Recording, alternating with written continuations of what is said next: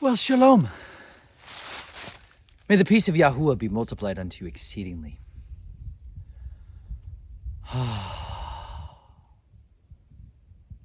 It feels so good outside. It's in the teens, but the sun is out, and I'm delighted. My whole life has changed so drastically in the past couple months. Not without absolute necessity. The truth is, my life had become unmanageable. Some of you might recognize that phrase because you scream it into the mirror in the mornings. I've been that guy. My wife's been that wife. She's been looking at me being like, when is this gonna change? There's been some turpidity, tumultuousness, torrential downpours of tempestuous rains in my life for so long. She looked at me this morning and was like, I'm just so thankful. I feel like my prayers have been answered that I've been praying for 10 years, 11 years, just for you to be well. And it took radical change, like drastic, cut everything off that is hindering me and holding me back levels of dedicated change. Her and I can like sit down now and like do a video together. It's so pleasant. It's so wonderful. It's because like we're focusing on our home. I grew up in this town called Colorado Springs, which had this ministry that was called Focus on the Family. Some of you may have grown up with it as like a staple in your life and something you remember. You're like, oh yeah, focus on the family. But like truly, it is a primary ministry. It has to be. It has to be the place where the roots of any outward flow must go. One of my other good friends always used to say to me, if it doesn't work in your house, don't export it. And I realized what was not working in my house was the vast majority of the ways I actually functioned as a human being. And they came out in a horrible frenzy at Sukkot. Sukkot was brutal. To those of you that were there and saw me, I was not well.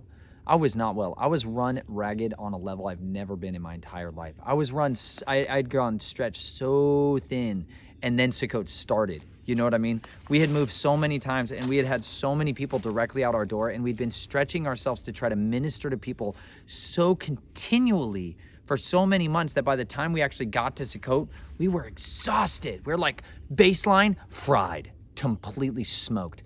I spent hours jackhammering these giant rods into the ground, these spikes into the ground. Chelsea was like, don't do it, honey. It's going to hurt your back and you're going to hurt all week. And I totally ignored her advice. And I did it anyways because I'm like, I want to show an example of like, this is what hardworking men are like. Servants to all. It was just hard-heartedness and stubbornness and muleness and like stiff-necked Israelite garbage that's coming out of me. And you realize you battle this stuff continually because we lack a reverence of Yahuwah's word. Like ultimately at the root of all of this, for the past few months, I've just gone on like a relentless fast.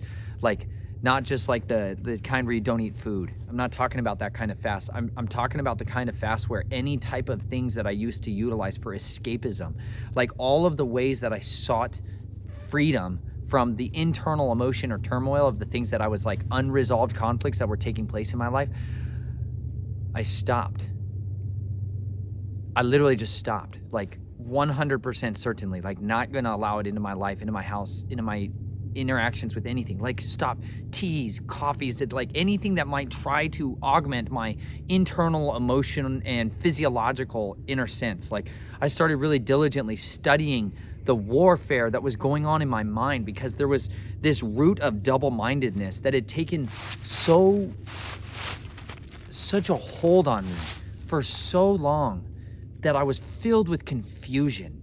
And that when I was finally stretched to that ultimate breaking point at Sukkot, I felt like it was the opportunity for either the Father to destroy our ministry, literally to destroy it completely, utterly. Like imagine having your exhausting mental breakdown time in front of a whole lot of people. It was kind of like that, Vic.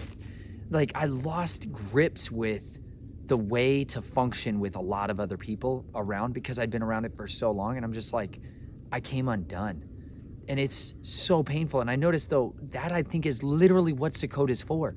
Sukkot is a time where you get so uncomfortable, whether it's physically from the weather, like some people had snow, some people had rain, some people had scorching heat, others had freezing cold. Like we experienced all of the weather extremes while we were at Sukkot. There was days where it was 95 degrees and you're just like boiling and baking. And then there's days where it's raining and muddy and freezing.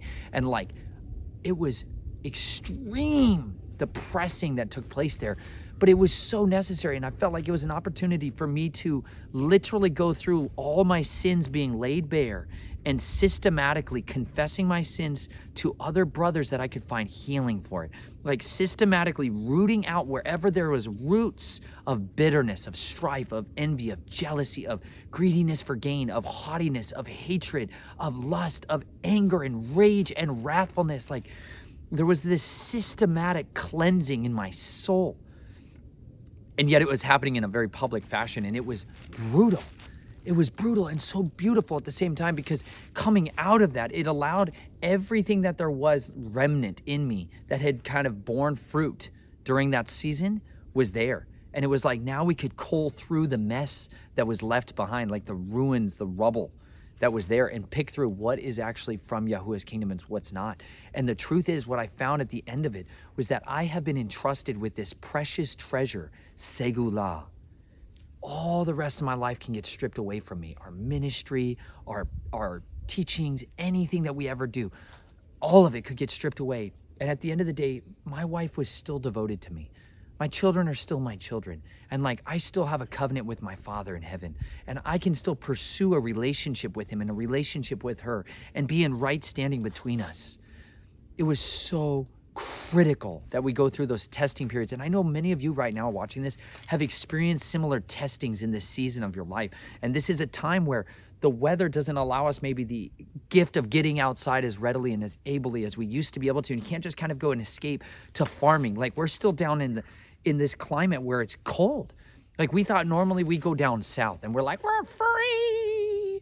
We're going to go outside and eat all these delicious snacks. And it's like, no. You're going to go park and you're going to sit there and you're going to be with your family. Like, you're going to do the LinenRailroad and you're going to send out power packages and gifts to people, and you're going to minister to people in your house. And I'm like, how? Because the truth is, behind the scenes, there's kind of this tyrannical rage that like ruled in my house. It was from me. Like, I had this absolute frustration and this other half of my being that was embittered towards my wife and my children.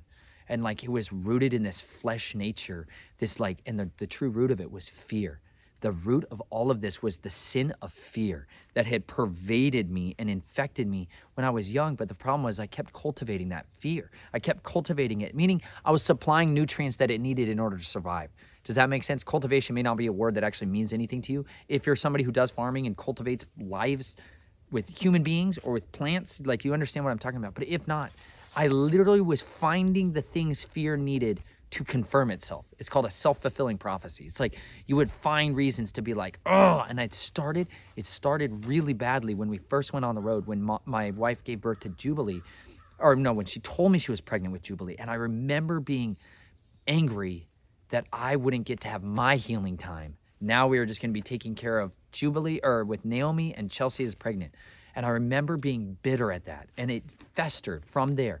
And like, the Father, when you like really actually cut all of these physiologically adulterating anything out of your life, and you're left with just the physical body he gave you and like nothing else, when you deprive yourself from the things that were your escapes, what happens is, what gets born up in you is the truth of what you are and who you are, when nothing else is going on that's modifying it.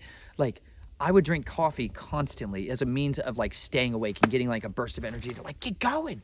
And it's like, yeah, but what if you don't? When you separate yourself completely from that, and then you have this like kind of flat line, and you've got to give yourself from internal wellspring of emotions, motivation, discipline, in order to go ahead and act and do something. And it's like, it makes you have to turn to other sources of it. Like, so for the last few weeks, I've devoted myself to actually just being present with my wife and my children, to like sincerely be there, to cast off these vain imaginations that had held my mind captive for so long, to read through the New Testament, like diligently read through the entirety of the New Testament, to saturate myself in the Word, like in the maturing phase of my life right now, where I have to choose. Am I going to try to build my kingdom, or am I going to choose to surrender myself, to die to myself, like actually die to myself? Every dream, every aspiration, every hope, everything I ever held on to, all of the false dreams, all of the false gods, the idols that I built up in my heart, like this greediness for a kingdom that was not for me. And it was a kingdom that involved death and deception and manipulation and cheating and thievery and black operations and sneakiness. And it's like, there's such a contrast to that from what the scriptures has for us, that we have to kill that former man, that former woman, and we have to never let them come to life again. Like when I do an immersion, like I lay down in the water and I let myself float as if I was dead, because that's literally what has to happen. We have to take the old man and the old woman and literally put them to death. Check this out for a second. I'm going to get there in Romans 8 in a second. But like, I had these boxes of stuff that were just driving me mad, like so frustrated that I had this stuff that I had brought back from Colorado, and a lot of it was like my journals. I had boxes of journals, like my journal entries and things that I'd held on to, you know, keepsakes and that kind of stuff. And I literally, a couple weeks ago on Shabbat, was staring at this stuff and was like, I am so tired of all of this. Like, and I really felt pressed that the Father, by his Spirit, said to me, that is not what defines you. What's in those books is not what defines you. What's in this one does. Get rid of it. And so I took it and I threw it out. All of it. All of it. And I was like, this is not my identity. If my family or children picked these up and started reading through them and being like, oh, wow, this is when Nate met Chelsea. Oh, that's not who I am. That's not who I am today. Like the truth is, when we hold on to keepsakes and photos, like if you take your children and pictures of your family and you put them on the wall all around you, that's not reality. That was a glimpse of a moment of time. That the truth is, if you were really honest, what was happening in your life, all the circumstances surrounding you at that moment, it's like you put up on your wall this false trigger memory, this way to give yourself the memory back, to drop back into it. And it's a way of escaping a lot of times the present. Because if you go through the houses, and many people, like especially here in America, like where I've grown up, that they make these walls of their children as they grow up and as they age, and they have these like shrines to their family. They have shrines to their neighbor or to their neighborhoods and to their families of who they are is all right here. And the truth is, who they are is actually the person that takes care of their neighbor or doesn't in a crisis or an emergency. The truth is, you're known by the poor, whether or not you're actually somebody that serves and ministers to other people. The truth of who you are is really found by how you actually love one another. That's how you know who you are. Like, that is how we know whether or not we're actually fulfilling these commandments. Like, if we're actually walking in love. And I lacked love. The truth is, I didn't really know love. I did not understand how I could be firmly rooted in love. And as you read through and saturate yourself in the New Testament, you do get saturated in love in a different way.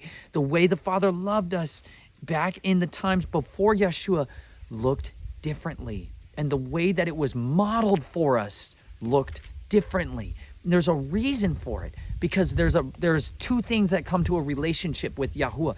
The first is fear of him, and then reverence of him. When we start out with our children, like as I'm starting out impressing my children to honor and obey their parents, there's a fear that's put on them that matures to reverence. That's the goal of the relationship, is that it turns and matures in that way. But at the same time, if I'm not rooted in love, it is always going to communicate fear. That if you don't obey me, it's because I want to make you fear me to obey me. And the Father never had that desire. He wants us to want to obey him. And the way we do that is because we understand his love for us. Because he loved us first, we can have confidence that doing what he says brings us life, brings us peace, brings us blessing. And no greater psalm in the entirety of the scriptures to me encapsulates one man's understanding of what that love looked like. How to get firmly rooted in love. My home has love in it, again, because there's love here. Like there's a deep love like that I actually have for my family, just my family.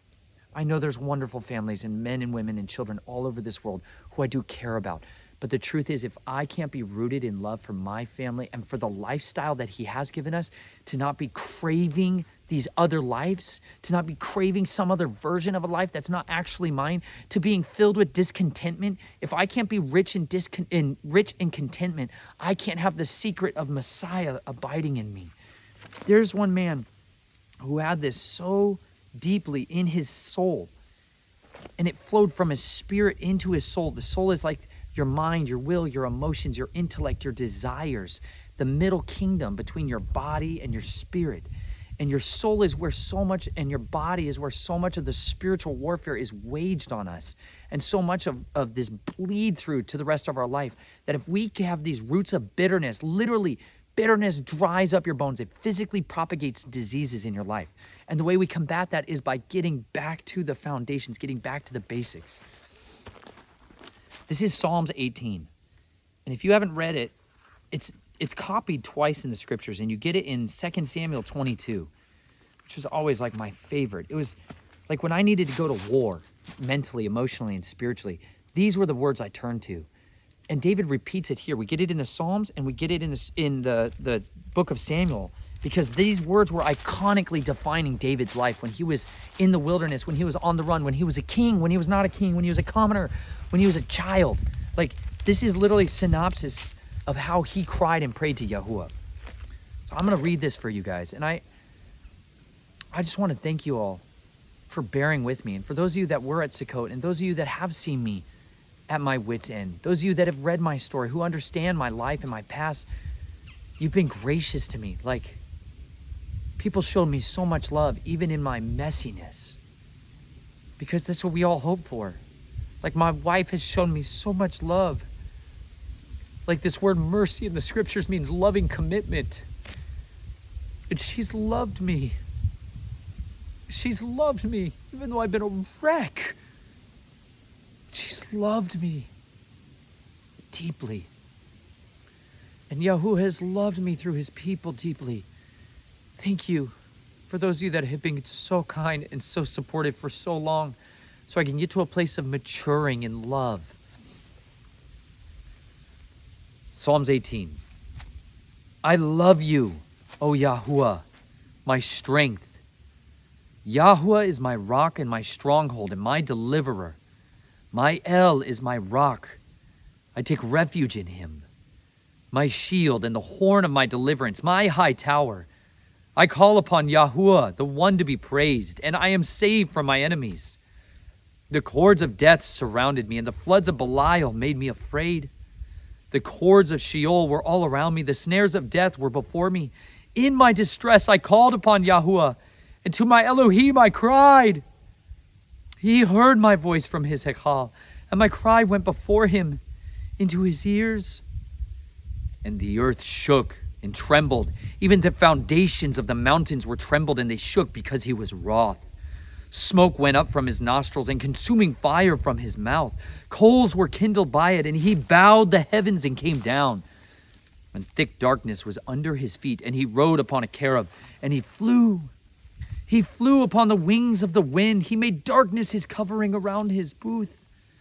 Darkness of waters, thick clouds of the skies from the brightness before him. His clouds passed, hail and coals of fire. And Yahuwah thundered in the heavens, and the Most High sent forth his voice, hail and coals of fire, and he sent out his arrows and scattered them, and much lightning and confused them, and the channels of water were seen, and the foundations of the world were uncovered. At your rebuke, O Yahuwah, at the blast of the breath of your nostrils, he sent me from above, he took me, he drew me out of many waters.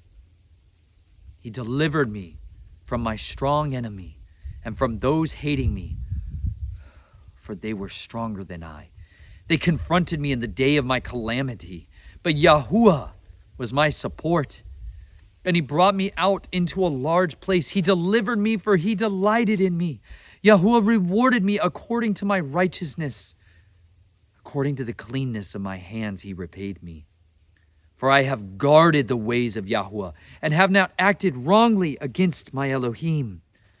For all his right rulings are before me, and I did not turn from his laws.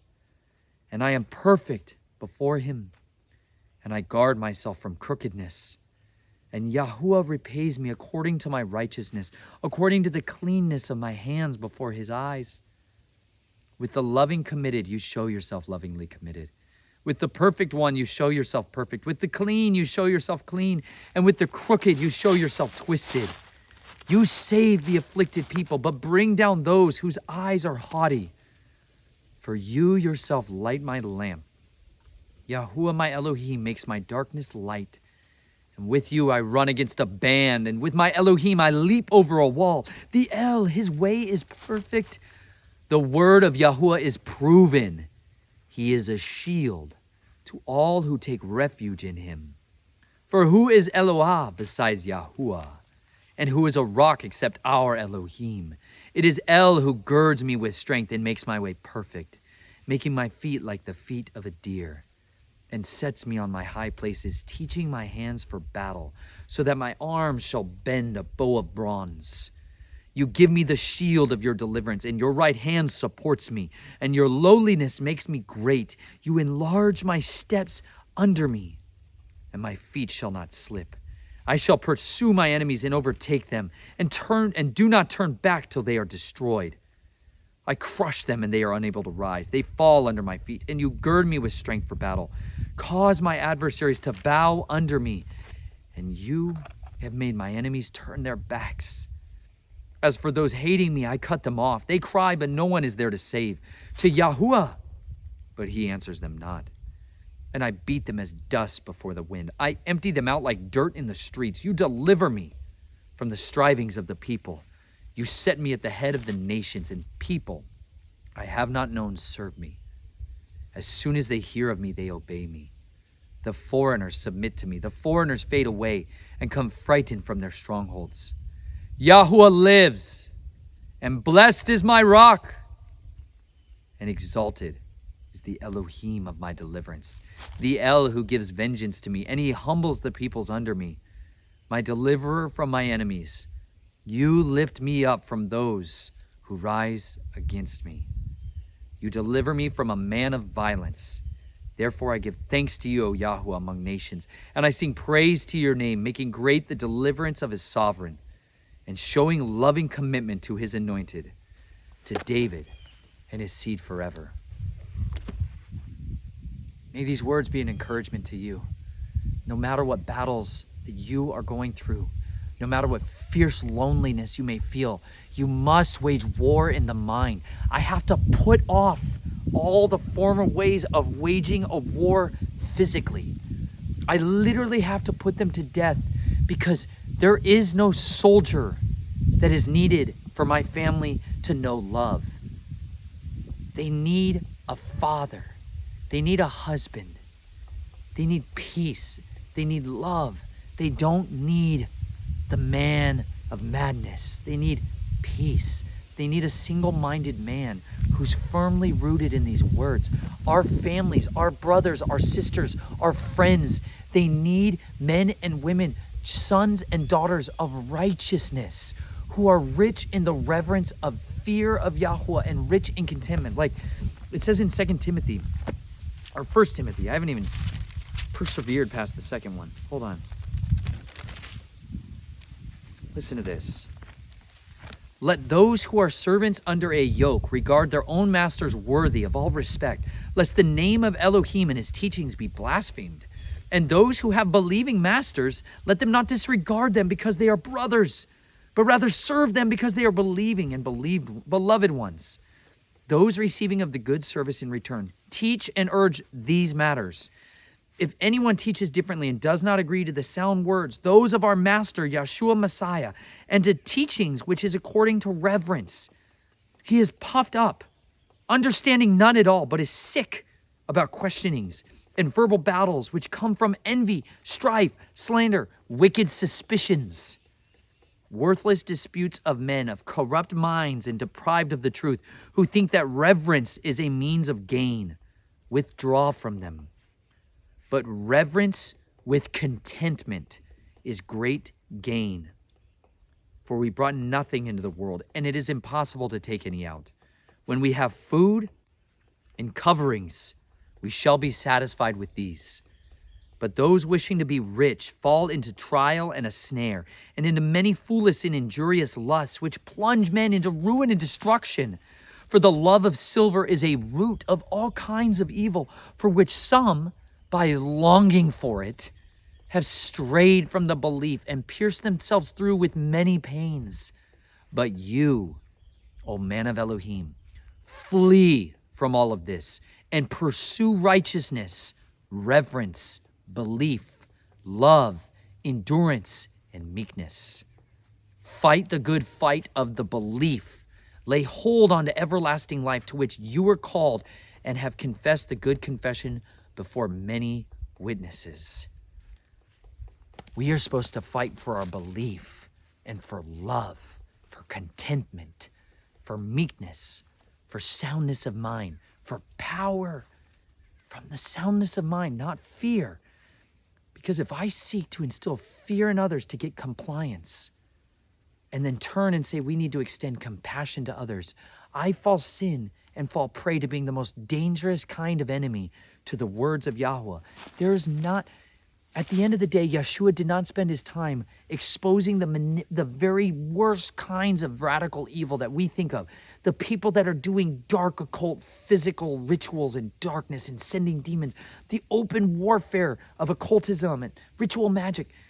He didn't contend with them. Who he contended with was hypocrisy, Pharisaicalism. Like he contended with the most dangerous thing that was in the room, which was the hypocrites. Like I just read my children Matthew, what is it, 20? Oh no, further along, 24. Last night. We've been just cruising along. I try to read them out of the Old Testament and the New Testament. We started in Genesis, then we read the book of Jasher, then we started into Exodus, and then I have to always follow up with Samuel because I just love that book so much. How many times my children not ask me want to read the book of Samuel? They're like, read David and Goliath. I'm like, you got it. Listen to this. Let's see. 23. Oh man, listen to this. This is some of the most like savage wordplay of the master. Man.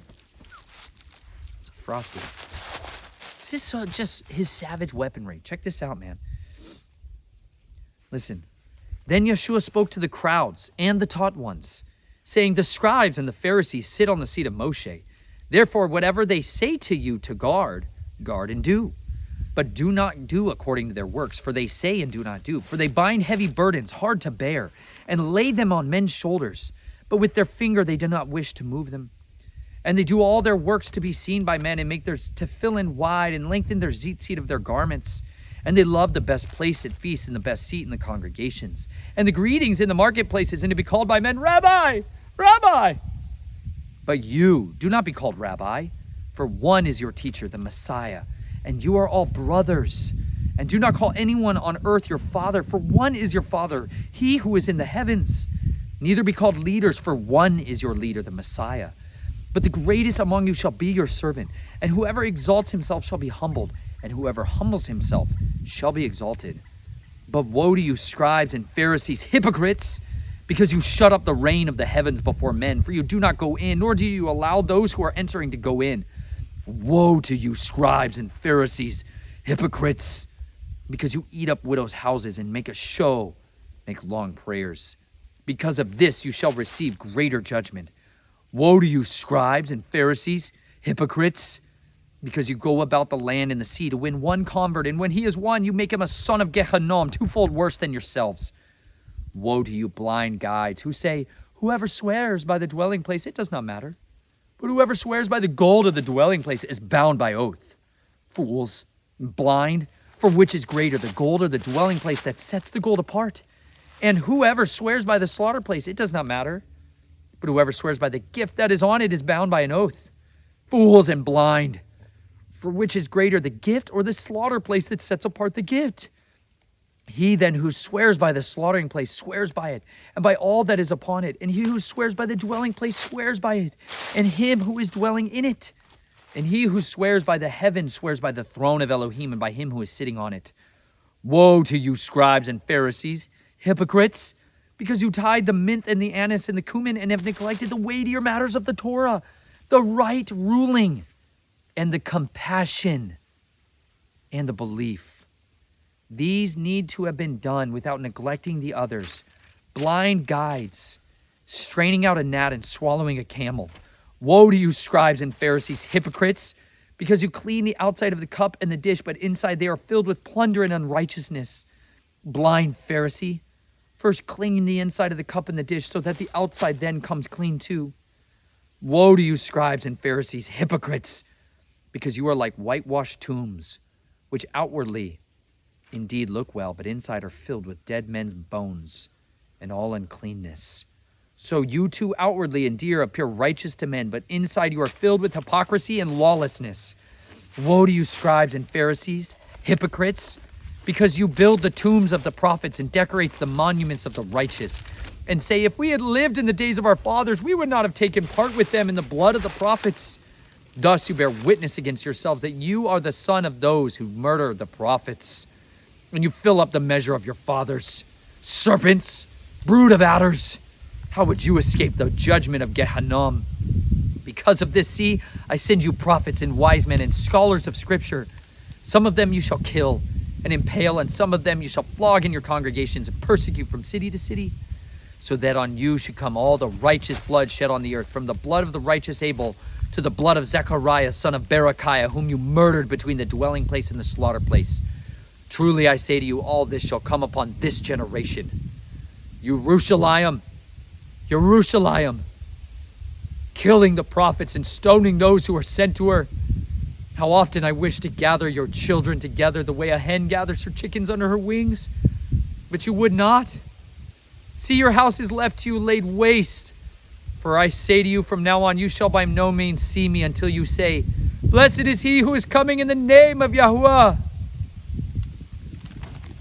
That's how he waged his war.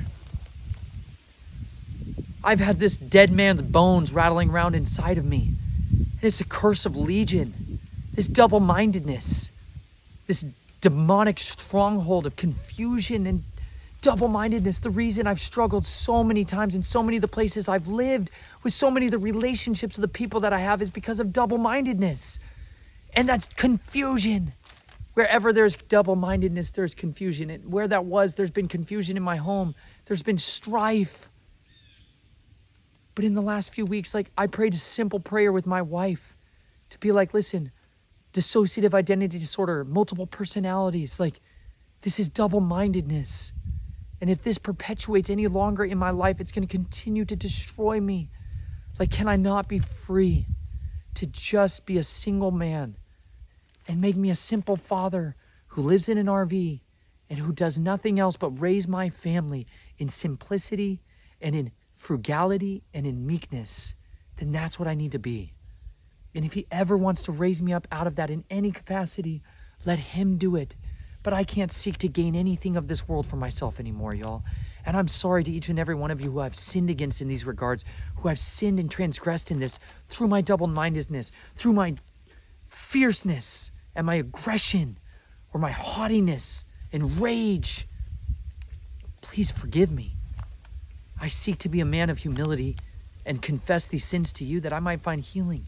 But I pray that Yahuwah would indeed reveal in each of you the sins that have taken root in you, that you might find deliverance, so that we can, like these trees that look so dormant behind me. You see these white oaks here? There's hickories, there's pin oaks, there's cherry trees, there's ash junipers. They look dormant, they look exhausted, they look dead. This forest looks exhausted. But what I can't see is that there's an oak tree right now that's sprouting up out of acorns right over here. It says first year of life, an oak. If you take acorns that are germinating, meaning they're sprouting out that little tiny seedling. If you take chestnuts, go buy chestnuts right now, y'all, from the store. If you can get them, buy them, bury them in the ground and sprout chestnut trees, sprout acorns, sprout oak trees. These oaks are so unique. Their leaf litter, the leaf this is a hickory. That's a hickory leaf. He's going to dissolve. He's going to break away really pretty quickly. But this oak, these red oaks, this leaf will be here for 3 years. For 3 years, it provides this mulch, back to Eden style garden for all these microorganisms to live down in the ground right now, nematodes and critters that are devouring and mining and scouring out for minerals and bugs, and they're eating all this stuff and they're devouring this and they're building nests out of it. The oak leaves last the longest, and so they help to stabilize a forest in the most unique way. And as they're sprouting out that little tiny acorn and they start to take root, an oak tree, if you go and plant it, that first year, you're going to be like, wow, you really didn't do much. Because 1,000 times more activity is happening in their root system their first year of life. An oak tree is different in a lot of other ways than most of the other trees because they spend way longer developing a massive root system before they really establish anything in their canopy, anything in their leaves, anything in their fruits. They take their time to establish their roots before they ever come up and show their fruits. And you know what? This is what he says. He desires us to be like oaks of righteousness, that we need to take these seasons and deepen our roots. If this is a season where I'm inside a lot more, well, then let me study diligently. Let me diligently cultivate this time with my daughters. Like Chelsea is 6 months pregnant. We're staring at a time where my family will have another child brought into the mix that we are going to get to hold and cherish and love and raise. And I have a new opportunity to start laying the groundwork of foundation of love with that child from the first day of its birth. I can provide an environment for my daughters that doesn't involve stress. Like my daughters didn't want to snuggle me. The reasons they didn't want to come near to me and they always wanted their mom was because of how I treated them. Because I pushed them away and I wanted them to get away. I wanted to get out. I wanted to go outside. I wanted to go work. I wanted to get away from them. And boy, is that rejection real. Boy, is that brutal. That's a brutal wound that I've inflicted on them. Like, I'm so pained for the wounds I've inflicted on my daughters. Like, I was such a mess. I wanted to avoid children because I thought I could escape from ever causing harm to one of them. If I just wasn't around them, if I was just never near them. If I mitigate contact with the toxin, they'll be spared from it. But the truth is, I'm not a toxin. I'm their father. I can't treat them that way because they're not leaving. One of my brothers gave me good counsel when he said, listen, treat your wife. No matter how you treat her, she's not going to leave you. So you're only doing harm to yourself. And it's true. I've only done harm to myself. If I treat my children that way, my wife will respond that way. She will have the harshness. That harshness is so destructive. I want to be those fathers that are so smooth and so steady. And he's the only one who knows how to get me there. And he gave me this simple instruction book to do it. Because in here is where those roots are now anchoring in. And I'm finding that the fruits that are coming out of my mouth now are so much more saturated here. Because I'm not thinking about this other life that I want. This other life where I have riches and power and control and security. That was the other man's desires. This other man inside of me desired power and a kingdom and a big estate with servants and riches and power and influence. And that was that flesh, but the truth is that was the fear. That other man was fear. And it was a false statement. It appeared real. It was false, but it appeared real. And that had to go and be washed away. And I literally went and baptized myself in this pool of Siloam. I woke up and literally that's what I felt like. The Father was like, you need to go be immersed in the pool of Siloam. I'm like, pool of Siloam? And I found one. I literally found a place that was called Siloam Springs. Super tiny little place. And I was like, all right, I guess I'm driving there today. But I totally went in there because it was a beautiful springs-fed pool. And it was the coldest, one of the coldest immersions I've ever had. It's clearly a dammed up spring that's gushing out good water. Oh man, that was so cold. But I wanted to be born again. I wanted to put to death the old man of fear. And I wanted to be raised to life and contentment and riches. And because of that, since that, like when Jubilee took that fall and cut through her top lip and split her mouth open and broke her teeth, like I didn't have fear of going to the hospital. I didn't have fear of getting stitches done. I didn't have fear of the bills. Because normally that's all, full disclosure, that was the first thing that started to come out of my mouth was the fear of how am I going to pay for this. That was like honestly my first fear. But I battled that fear. And I chose to embrace the word of Yah. And I started praying and believing like my daughter's mouth and her speech are going to be articulate. Like I started blessing my daughter, and I started blessing the Father to provide for us unique ways and rejoicing because this is the greatest moment of my life, is the trials. The trials are when we produce the most fruit.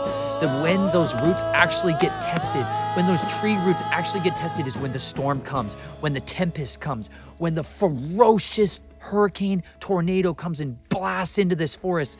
Then you will actually get to see the testing, because I'm sitting on one that did not pass the test. The reason I'm sitting here and not anywhere else back there is because this tree failed the test, whereas this one right here didn't, whereas that one didn't, whereas that one did not. Those ones passed the test, and in the day of their testing, their roots were deep. And you know why trees don't like to grow alone? Because it's better to interlock their roots. The reason you see big trees blown over in a field is because they had no one there to bear them up when they fell. It says, pity the man who falls and has no one to pick him up. You know what? You were born to have family. Mishpacha, mushy, squishy, lovey-dovey family. That's what you're born into. When you are born again, you're not a Christian. You're born again. You die and you come back to life as a new man. You are born again. I'm born again. And you know what? Yahuwah has given me this family to deepen my roots with. And you know what? So then when the tempests rage, we have roots planted in the Messiah and in his word. And I want you to have those roots deeply planted in every area of your life, down into the depths. Root out any of those fruits of wickedness, fruits of the flesh, and seek after him and him alone always. Thank you all for your long suffering and your wonderful encouragement and generosity and your incredible support, because you are sincerely the reasons my family has been able to go on this journey, that we have been able to live this life that we have. Thank you. You have blessed us exceedingly, and we long to continue to seek ways to bless and minister to each and every one of you however we can. But the truth is, I'm not a teacher. I'm a bondservant of the Most High. My wife and I are servants of Yah, and our children and I are, and he is the one who we depend on for everything that we have. And we know that he will richly supply everything you need and I need to go forward in the days ahead. May you be blessed and filled with hope exceedingly. We love you. Talk to you soon.